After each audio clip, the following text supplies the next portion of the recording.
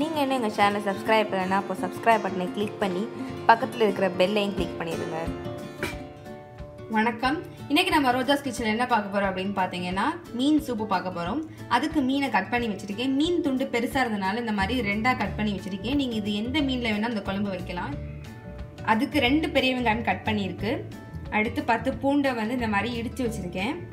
அடுத்து கொத்தமல்லி, பச்சை மிளகாய் ஒரு 5 பச்சை மிளகாய் எடுத்திருக்கேன். 2 தக்காளி கட் பண்ணி வச்சிருக்கேன்.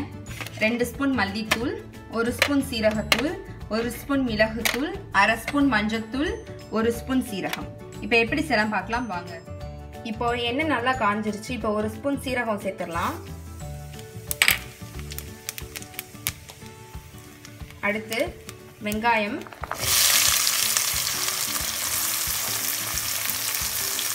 பச்சை மிளகாய் சேர்த்துட்டு நல்லா வதக்கிடலாம். இப்போ பூண்டையும் சேர்த்துடலாம். நல்லா வதக்கிப்போம் அதை. இப்போ வெங்காயம், பூண்டு, பச்சை மிளகாய் எல்லாம் நல்லா வதங்கிடுச்சு. இப்போ இது கூட நம்ம தக்காளியும் சேர்த்துக்கலாம். சேர்த்துட்டு அதையும் நல்லா வதக்கலாம். இப்போ தேவையான அளவு உப்பு சேர்த்துக்கலாம்.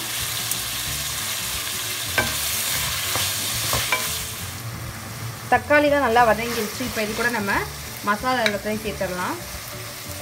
மல்லித்தூள், சீரகத்தூள், மிளகுத்தூள், மஞ்சத்தூள் சேர்த்துட்டு நல்லா மிக்ஸ் பண்ணிடுங்க. இப்போ இது கூட கொஞ்சம் தண்ணி சேர்த்துக்கோங்க.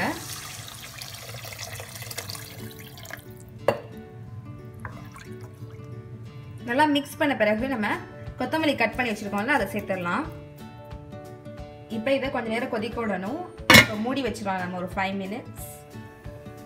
இப்போ 5 மினிட்ஸ் நல்லா கொதிச்சிருச்சு. இப்போ இது கூட நம்ம மீனை போட்டு அதையும் 5 மினிட்ஸ் கொதிக்க விடலாம். ஸோ எல்லா மீனையும் ஆட் பண்ணிடுங்க. நீங்கள் இதுக்கு எந்த மீன் வேணால் யூஸ் பண்ணிக்கலாம். இப்போ இதில் எல்லா மீனும் சேர்த்தாச்சு. இதை கொஞ்சம் நேரம் நல்லா கொதிக்க விடலாம். இப்போ ஓப்பன் பண்ணி பார்க்கலாம்.